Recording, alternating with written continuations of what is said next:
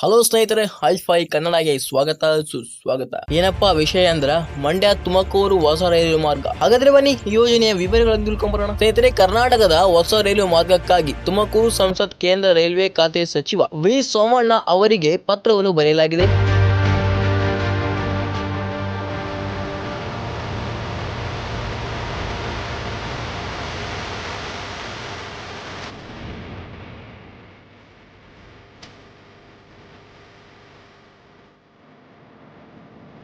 ಈಗ ಮೈಸೂರು ಪಾಂಡವಾಪುರ ಮೂಲಕ ಈ ರೈಲು ಮಾರ್ಗ ತುಮಕೂರಿಗೆ ಸಂಪರ್ಕ ಕಲ್ಪಿಸಿದೆ. ರೈಲ್ವೆ ಇಲಾಖೆ ಹೊಸ ರೈಲು ಮಾರ್ಗಕ್ಕೆ ಸಮೀಕ್ಷೆಯನ್ನು ನಡೆಸುವ ಬಳಿಕ ಮಾರ್ಗ ನಿರ್ಮಾಣಕ್ಕೆ ಒಪ್ಪಿಗೆ ನೀಡುವ ನಿರೀಕ್ಷೆ ಇದೆ. ಕೃಷಿ ಮತ್ತು ಮಂಡ್ಯ ಜಿಲ್ಲೆ ಉಸ್ತುವಾರಿ ಸಚಿವ ಎನ್ ಚಲುವರಾಯಸ್ವಾಮಿ ಈ ಕುರಿತು ವಿ ಸೋಮಣ್ಣ ಅವರಿಗೆ ಪತ್ರವನ್ನು ಬರೆದಿದ್ದಾರೆ. ಹೊಸ ರೈಲು ಮಾರ್ಗ ನಿರ್ಮಾಣ ಮಾಡುವಂತೆ ಕೇಂದ್ರ ರೈಲ್ವೆ ಸಚಿವರಾದ ಅಶ್ವಿನಿ ವೈಷ್ಣವ್ ಹಾಗೂ ರೈಲ್ವೆ ಖಾತೆ ಸಚಿವ ವಿ ಸೋಮಣ್ಣ ಅವರಿಗೆ ಮುಖೇನ್ ಮನವಿ ಮಾಡಿಕೊಂಡಿದ್ದಾರೆ.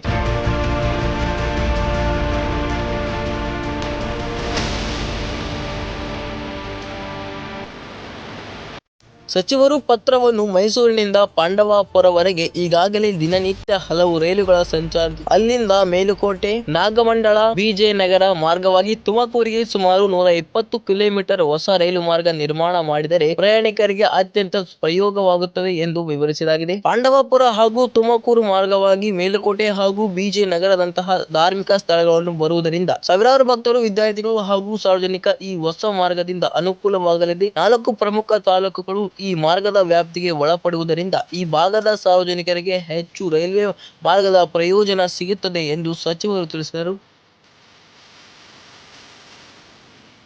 ಹಾಗಾದ್ರೆ ಪತ್ರದ ವಿವರ ನೋಡಿದ್ರೆ, ಕರ್ನಾಟಕದ ಮಂಡ್ಯ ಜಿಲ್ಲೆಯ ವಿಜಯನಗರ ಒಂದು ಮುಖ್ಯವಾದ ಶೈಕ್ಷಣಿಕ ಕ್ಷೇತ್ರ. ಇಂಜಿನಿಯರಿಂಗ್, ಮೆಡಿಕಲ್ ಹಾಗೂ ಫಾರ್ಮಸಿ ಕಾಲೇಜುಗಳಿವೆ. ಅಲ್ಲದೆ ಇದೊಂದು ಯಾತ್ರಾ ಸ್ಥಳವಾಗಿದೆ. ಸಾವಿರಾರು ವಿದ್ಯಾರ್ಥಿಗಳು, ವಾಣಿಜ್ಯೋದ್ಯಮಿಗಳು, ರೈತರು, ಭಕ್ತರು ಪ್ರತಿದಿನ ಮೈಸೂರು ತುಮಕೂರು ನಡುವೆ ವಿಜಯನಗರ ಮೂಲಕ ರಸ್ತೆಯಲ್ಲಿ ಸಂಚಾರ ನಡೆಸುತ್ತಿದ್ದಾರೆ ಎಂದು ಸಚಿವ ಎನ್ ಚಲುವರಾಯ ಅವರು ಪತ್ರವನ್ನು ಬರೆದಿದ್ದಾರೆ. ಸದ್ಯ ಮೈಸೂರು ತುಮಕೂರು ನಡುವೆ ವಾಯಾ ಪಾಂಡವಪುರ, ಮೇಲುಕೋಟೆ, ವಿಜಯನಗರ ಮೂಲಕ ಯಾವುದೇ ರೈಲು ಮಾರ್ಗವಿಲ್ಲ. ಆದ್ರೆ ಪಾಂಡವಪುರ ಮೈಸೂರು ನಡುವೆ ರೈಲು ಮಾರ್ಗವಿದೆ. ಪಾಂಡವಪುರ ವಿಜಯನಗರದಲ್ಲಿ ರೈಲು ನಿಲ್ದಾಣವೂ ಇದೆ. ಪಾಂಡವಪುರ ತುಮಕೂರು ವಾಯಾ ವಿಜಯನಗರ ನಡುವೆ ಸುಮಾರು 120 ಕಿಲೋಮೀಟರ್ ರೈಲು ಮಾರ್ಗ ನಿರ್ಮಾಣ ಮಾಡಿದರೆ ತುಮಕೂರು ಮೈಸೂರು ನಡುವೆ ವಾಯಾ ವಿಜಯನಗರ ಸಂಚಾರ ನಡೆಸುವ ಜನರಿಗೆ ಅನುಕೂಲವಾಗಲಿದೆ ಎಂದು ಸಚಿವರು ಪತ್ರದಲ್ಲಿ ಉಲ್ಲೇಖಿಸಿದ್ದಾರೆ.